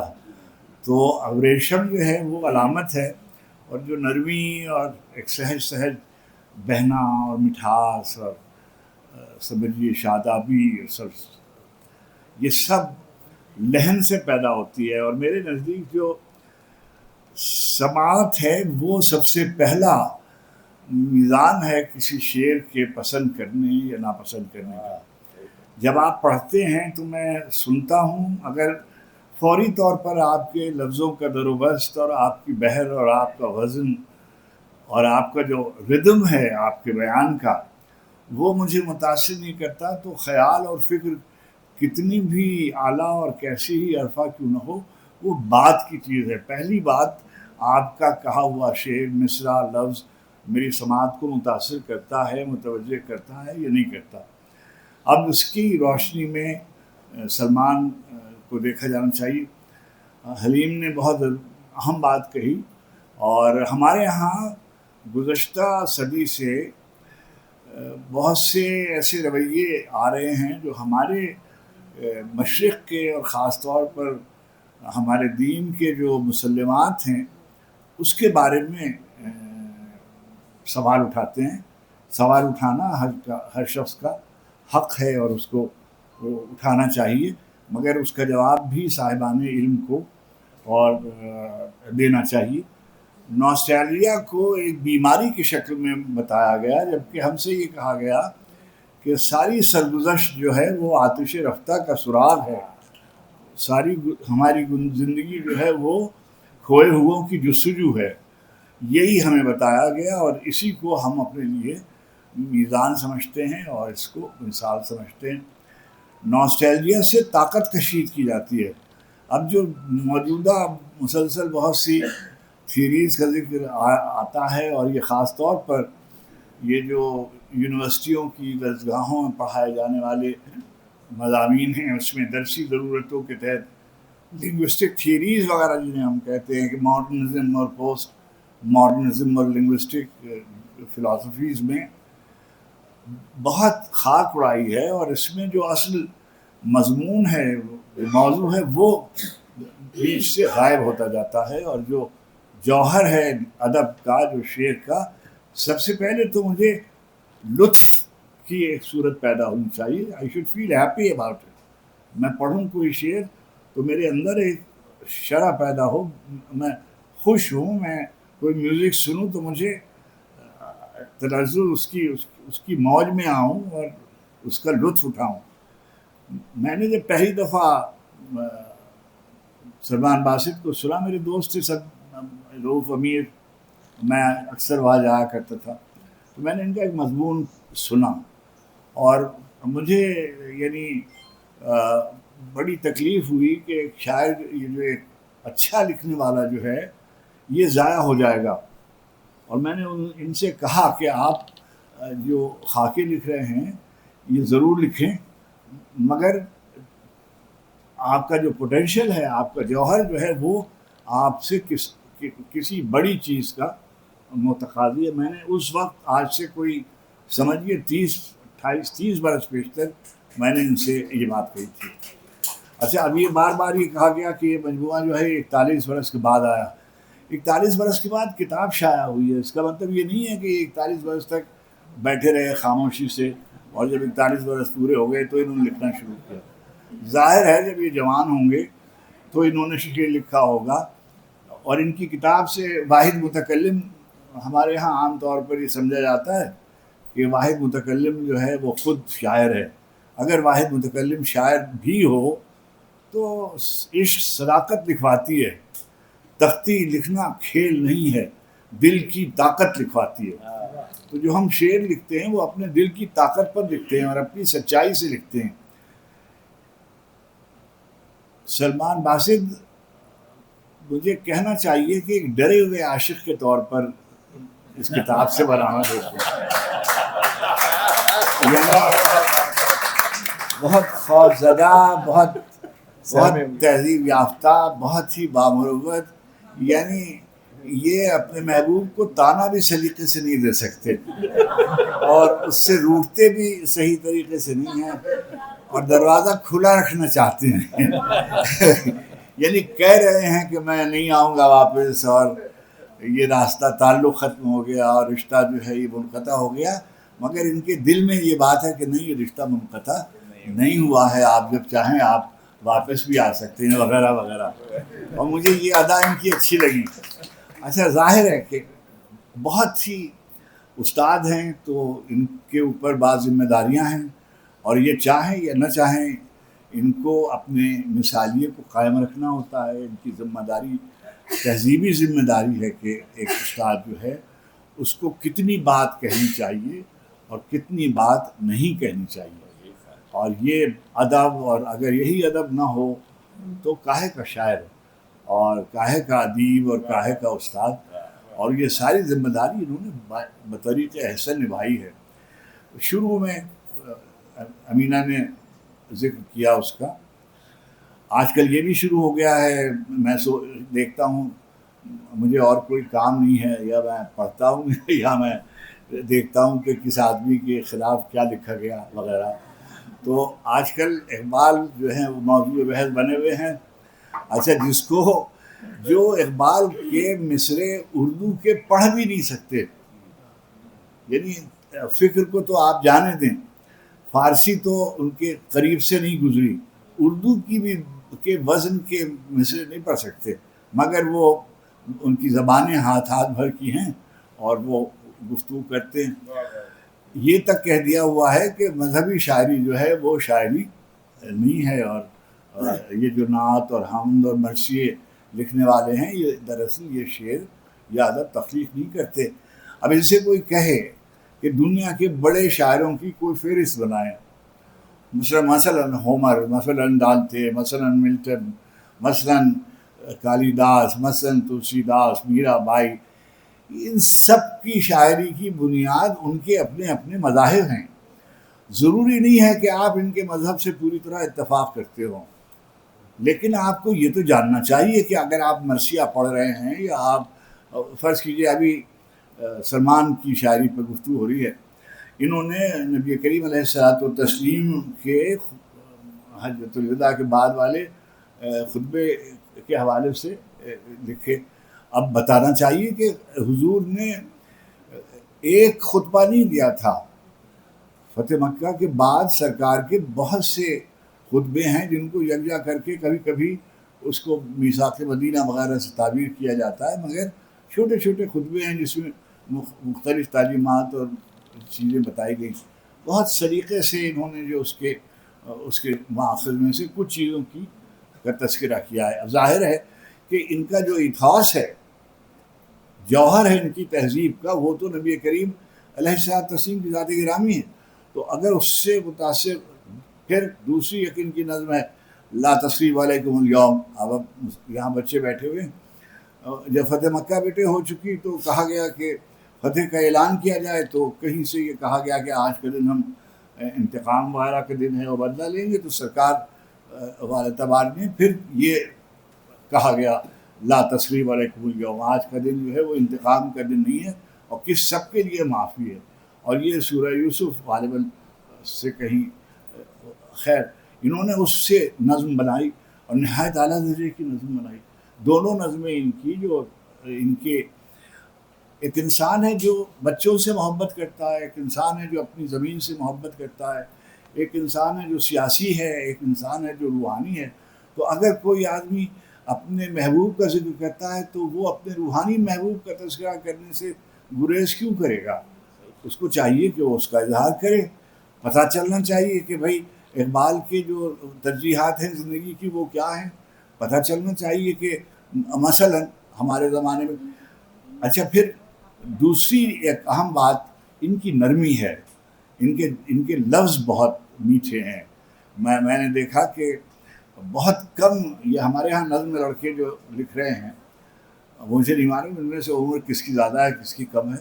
مثلا جیسے فروخ یار کی نظمیں ہیں، جیسے وحید کی نظمیں ہیں، اور اگر آپ ان کی نظمیں پڑھیں تو آپ کو اندازہ ہوگا کہ جو نغمہ ہے اور آہنگ ہے وہ اور لہن ہے وہ کتنا میٹر کرتا ہے. اور سلمان کی نظمیں بہت ہمیں متاثر کرتی ہیں اور آپ سے پڑھواتی ہیں. غزل کے موضوعات ہیں وہ بھی ابھی ان کے بہت سے شعر پڑھے گئے. میں نے کچھ 2-4 باتیں پہلے سے لکھ رکھی تھیں مگر یہ اس کا اب محل نہیں ہے، بہت دیر ہو گئی. ایک بات میں ان سے کہنا چاہتا ہوں کہ اللہ ان کو عمر دے اور توفیق دے، اور ان کو چاہیے کہ اب بہت ہو گیا، خاکے بھی ہو گئے، زندگی بھی لکھ دی نوسٹیلجیا کے طور پر وغیرہ. اب ذرا شاعری پر توجہ دیں اور ذرا جم کر لکھیں. بہت اچھی غزل لکھی ہے انہوں نے، مختلف غزل لکھی ہے. دیکھیے جو بھی آدمی، میں بار بار یہ کہتا ہوں کہ جو انفرادیت ہے وہ سچائی سے پیدا ہوتی ہے. میں ساری زندگی ساری دنیا میں یہ کہا جا رہا ہے کہ ادب وہ ہے، زندگی کون سی ہے؟ زندگی آپ کی یادوں میں زندہ ہوتی ہے. جو آپ کی یادیں ہیں، جو آپ نے گزاری ہے زندگی، 70 برس، 75 برس، 60 برس، 50 برس، وہ زندگی نہیں ہے. زندگی وہ ہے جو آپ کی یادوں میں زندہ ہے. چنانچہ اسی کو انہوں نے نوسٹیلجیا میں بھی لکھا ہے، اسی کو انہوں نے خاکوں میں لکھا ہے، انہی کو انہوں نے نظموں میں لکھا ہے، اور اسی کو انہوں نے سچائی کے ساتھ بیان کر دیا ہے. اتنا ہی عشق لکھا ہے جتنا عشق کیا ہے. اور ظاہر ہے میں نے کچھ شعر وغیرہ ان کے لکھے تھے مگر شعر پڑھے گئے. اور جو رات کی زلف کھلے گی تو میں لب کھولوں گا، رات کی زلف کھلے گی تو میں لب کھولوں گا، جب سبھی بول چکیں گے تو میں جب بولوں گا. تو اب یہ جو اب سب لوگ بول چکے ہیں، اب آپ کو چاہیے کہ اب آپ بولیں اور پورے وجود سے بولیں. اور آپ کو بہت اللہ نے سب. دیکھیے اقبال نے کہیں اپنی جگہ لکھا ہوا ہے کہ اچھے شاعر کے لیے 2-4 زبانیں زیادہ جاننی چاہیے. اور سلمان ماشاءاللہ انگریزی کے استاد ہیں، اور انگریزی، مگر آپ دیکھیے انہوں نے انگریزی ادب کو ہضم کیا ہے. آپ کہیں نہیں دیکھیں گے کہ انہوں نے زندگی کے وہ نام جسے کہتے ہیں نیم ڈراپنگ کی ہو کہ یہ میں نے شیلے سے مستعار ہے، یہ ایلیٹ سے ہے، یہ لائن عزرا پاؤنڈ سے لی ہے، یہ میں نے فرض کیجیے. آج کل تو ان لوگوں نے گارسیا مارکیز کا ٹھیکہ لیا ہوا ہے، ملان کندیرا کا ٹھیکہ لیا ہوا ہے. تو یہ سب نہیں، جو انہوں نے جذب کیا ہے اور اس کو انہوں نے لکھ دیا ہے. اور سچی شاعری ہے، اچھی شاعری ہے. ظاہر ہے کہ ہمیں سلمان باسط آدمی کیسے ہیں یہ محبوب ظفر زیادہ بہتر جانتے ہیں، مگر مجھے یہ اچھے اس لیے لگتے ہیں کہ یہ بہت میٹھی نثر لکھتے ہیں، بہت ہی اچھی نثر لکھتے ہیں. نغمہ ان کے ہاں ہے، لہن ان کے ہاں ہے، نرمی سے لفظ گھڑتے ہیں، بہاؤ ہے، ردم اور رائم جو ہے وہ ان کی سرشت میں ہے. ان کی نثر بھی ایسی ہے زندہ، بہت روشن مصرع لکھتے ہیں. اللہ کریم ان کو سلامت رکھے اور توفیقات میں ان کی اضافہ کرے. آپ سب تشریف لائے، آپ کا بہت شکریہ، بہت مہربانی.